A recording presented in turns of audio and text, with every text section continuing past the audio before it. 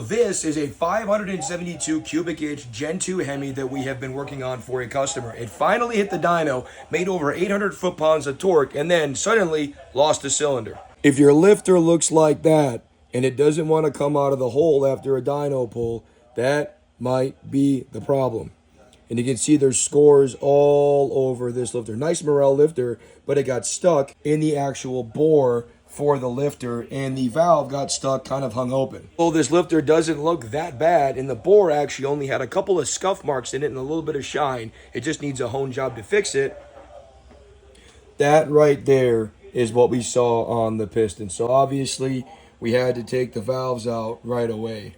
And for reference, here's another piston that didn't do anything wrong. Now look back at this piston. There's a couple of dimples in there. And that's not even the worst part of the carnage when it comes to this. Obviously, if the lifter stays open, it's going to hit the piston. If you see a dimple, obviously there was some contact. But this is a Hemi cylinder head.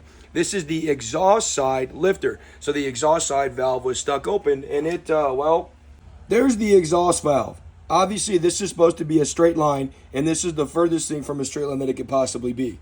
So the exhaust valve got bent after it made contact with the piston and got stuck in the cylinder. Well, because this is a Hemi head, the exhaust valve sticks into the chamber near where the intake valve is also going to be. So it also caught the intake valve and bent both the valves. And all of this happened simply because of these tiny little scuff marks in the lifter that kept the valve just a little bit open. But luckily, nothing got broken off or sent through the motor, so this is all the carnage. Couple of valves, a lifter, and a hone on one lifter bore. We're back on the dyno to see if it can make... It was making 800 foot-pounds of torque at 4,400 before it dropped a cylinder and 700 horsepower. We're going to see how much this motor can take here soon.